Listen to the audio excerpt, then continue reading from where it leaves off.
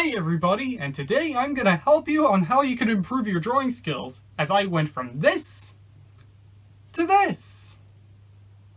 To give you context of what I'm talking about, I'm gonna direct you to the 12 principles of animation, where one of them is solid drawing, where you have to give your character weight, depth, and balance to add in believability. Animations like Waltz with Bashir and the Archer series have masterfully done this, conveying real life into 2D animation, as well as The Simpsons for their characters, despite its basic art style.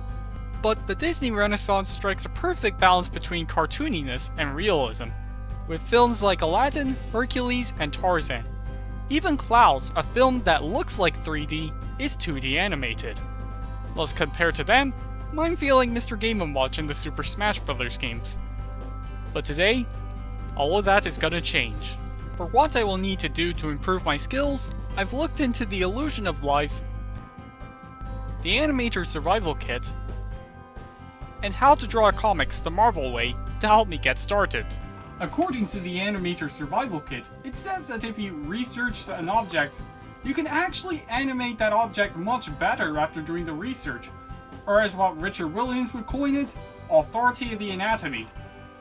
Whilst in the Illusion of Life, it stated that young trainees at Disney would have seen multiple signs hung up around the studio, with one asking if your drawing has weight, depth, and balance, really showing how important this principle is. After I did my research, I've used my drawing tutorials figure drawing videos as well as Proco's head tutorials to help me get the bones of this. They are very helpful and in-depth if you're interested into this sort of thing.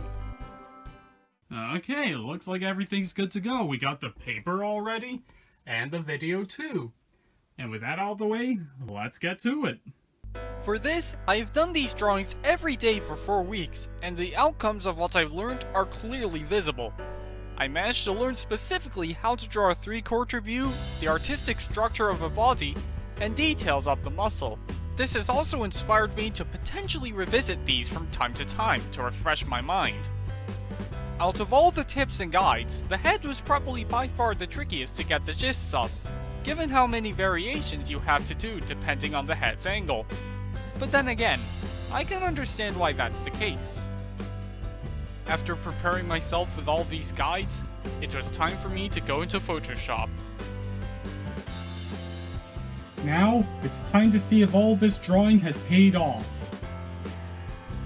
And looking back at it, I have, as now, this is my biggest test yet. Drawing a turnaround sheet and final pose for a figure with everything that I have learned. For this drawing, I also went into Pinterest to find some superhero poses to help me get ideas for what mine should look like.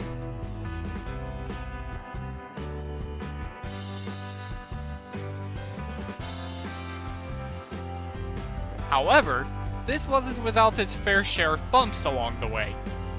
For the 3/4 view, I struggled with what structure I think I should use, leading me to restarting that particular viewpoint a couple of times, especially for my final pose.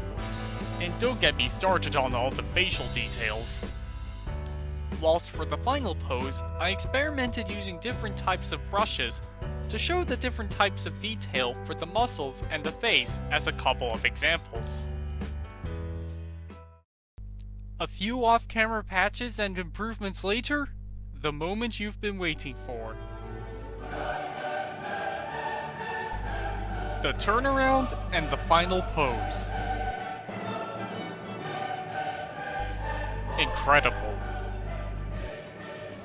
You may not know it, but I feel really proud of myself right now.